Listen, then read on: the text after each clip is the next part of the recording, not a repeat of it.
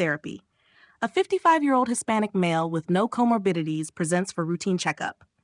His blood pressure is 150/95 millimeters on 2 separate visits. Labs are normal. What is the most appropriate initial therapy? A. Lisinopril. B. Atenolol. C. Clonidine. D. Answer: lisinopril. ACE inhibitors are first line in non-Black patients with stage 1 hypertension. 2. Hypertension. African American patient.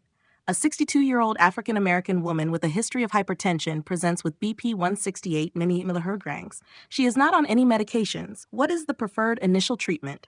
A. Lisinopril. B. Hydrochlorothiazide. C. Atenolol. D. Answer B. Hydrochlorothiazide. In African American patients without CKD, thiazide diuretics or CCBs are preferred as first-line agents. CHF, systolic dysfunction. A 68-year-old man with reduced ejection fraction, EF 35%, complains of fatigue, orthopnea, and leg swelling. What medication has mortality benefit? A. Furosemide. B. Metoprolol succinate. C. Digoxin. D. Nifedipine. Answer: B. Metoprolol succinate. Beta blockers, metoprolol succinate, carvedilol, reduce mortality in systolic heart failure. Decompensation. A 70-year-old woman with CHF presents with acute dyspnea, orthopnea, and bibacillar crackles. BP is 1 in 60 90 mmHg. O2 saturation is 88%. What is the next best step? A. Administer IV furosemide. B. Start ACE inhibitor. C. Begin beta blocker. D. Schedule outpatient echo. Answer A. Administer IV furosemide. Loop diuretics are first line in acute decompensated CHF to reduce pulmonary congestion. 5. Atrial fibrillation rate control. A 72-year-old man with atrial fibrillation and rapid ventricular response, HR 130, is stable. What is the next step?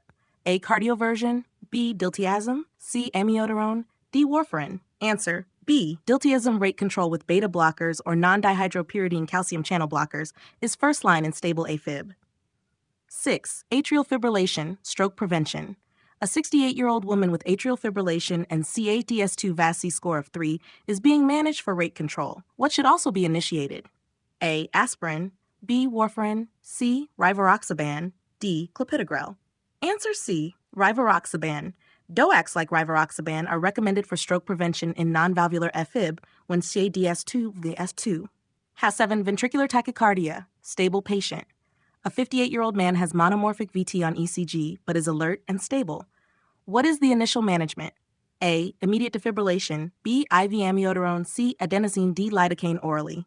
Answer B. IV amiodarone. In stable VT, IV antiarrhythmic therapy, e.g. amiodarone, is first line. Defibrillation is for unstable patients. 8. Myocardial infarction, first steps. A 60-year-old male with chest pain radiating to the left arm has ST elevations and leads 2-3 AVF. What is the next step? A. Echocardiogram. B. Administer nitroglycerin. C. Activate cardiac catheterization team. D. Troponin testing. Answer C. Activate cardiac catheterization team. STEMI requires immediate reperfusion therapy, PCI. 9. NSTEMI management. A 64-year-old diabetic man presents with chest pain. ECG is normal, but troponin is elevated. What is the next best step? A. Discharge home. B. Stress test. C. Admit and start aspirin, statin, beta blocker. D. Thrombolytic therapy. Answer C. Admit and start aspirin, statin, beta blocker. NSTEMI requires medical therapy and monitoring with possible early PCI. 10. Prinzmetal angina. A 45-year-old woman presents with episodic chest pain at rest, mostly at night. ECG during pain shows ST elevation, troponins are negative. What is the best treatment? A. Beta blocker. B. ACE inhibitor. C. Calcium channel blocker. D. Aspirin. Answer C. Vasospastic angina is treated with CCBs or nitrates. Beta blockers may worsen vasospasm. NASHOC 11. Post-MI pericarditis. A 60-year-old male, 3 days post-MI, develops sharp chest pain worse with inspiration and lying down. ECG shows diffuse ST elevation. Diagnosis? A. Reinfarction. B. Cardiac tamponade. C. Post-infarction pericarditis.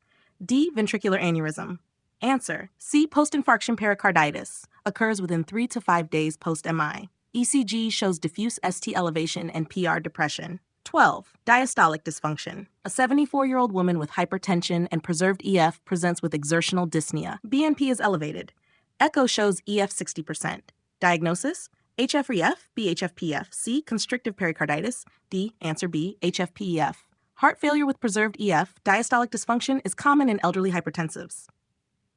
13. Hypertensive emergency. A 47-year-old man presents with BP 225 mm dry and confusion. Fundoscopy reveals papilledema. What is the next best step?